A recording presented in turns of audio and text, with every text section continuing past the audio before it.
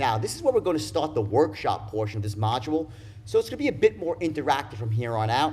Now, what we're going to do here in the first part is take the beliefs that you had that up until now have been sitting just below the surface, disguising themselves as the facts of life, and we're going to bring them up above the surface and expose them for what they are, which is just beliefs. Now, for simplicity's sake, let's just start with one area of your life like money, and you can do this with any area of your life, but I want to pick an area that affects every salesperson, something like money, which is going to have a huge direct impact on your drive to become a top producer and actually stay there when you get there. So right now, I want you to think about a limiting belief you have about money and write it down. And it could be any belief about money that limits you. For example, that making big money is hard to do.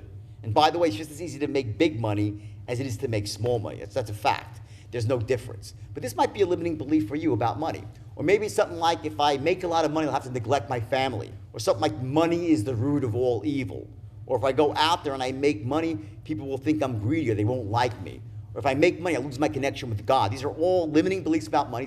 So think about it now and write one down, just one limiting belief that you have about money, and then write a second limiting belief that you have about yourself and money.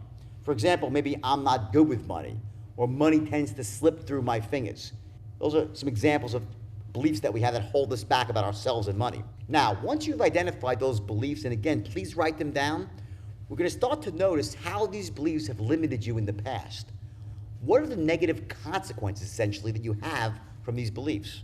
You see, every belief has consequences. If you say to yourself, I'm not good with money, the consequence is that you typically won't have a lot of it. There are consequences to all your beliefs.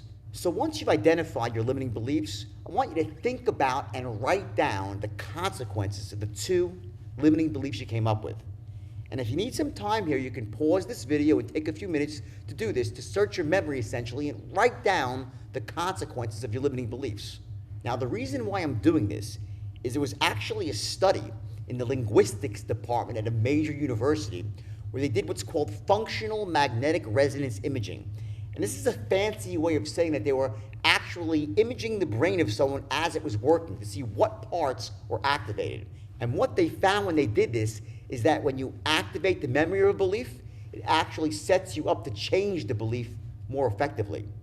So if I just was to go up to you and say, hey, do you have a limiting belief you want to get rid of? Great, let's fix it. It wouldn't work nearly as well or be nearly as effective if we actually activate the belief like we're doing now neurologically. And it starts by you having a desire to change the belief. That's why I had you identify the belief's consequences and start creating seeds of doubt that the belief wasn't actually true. Now that we've identified your limiting beliefs and their consequences, we want to start questioning these beliefs and creating more doubt. Now, there are two questions you're going to answer here. Specifically, for one of the beliefs you identified, ask yourself, how is this belief not true?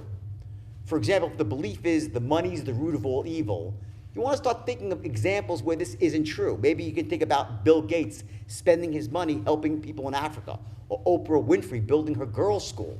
Try to identify at least 3 or 4 reasons for each limiting belief as to why it might not be true. And by the way, I'd like you to do this right now. Of course, you can go back and answer these questions after the video is over, but it's better if you do it now, in the moment.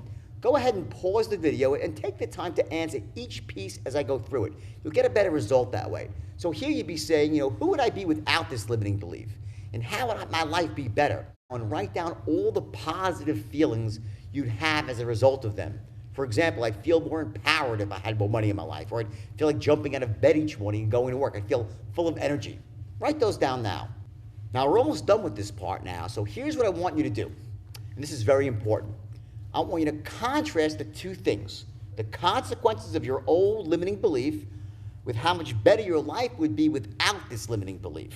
Now, to do this, you go back and I want you to look at the consequences you wrote for one of your old limiting beliefs, review it quickly, and then look at who you identified you would be without this limiting belief and how much better your life would be. Now keep going back and forth, read the old belief and its consequences, then quickly snap to what you wrote down about who you'd be without this limiting belief. Go back and forth, do this a few times, who you are with the belief and who you knew you could be without this limiting belief.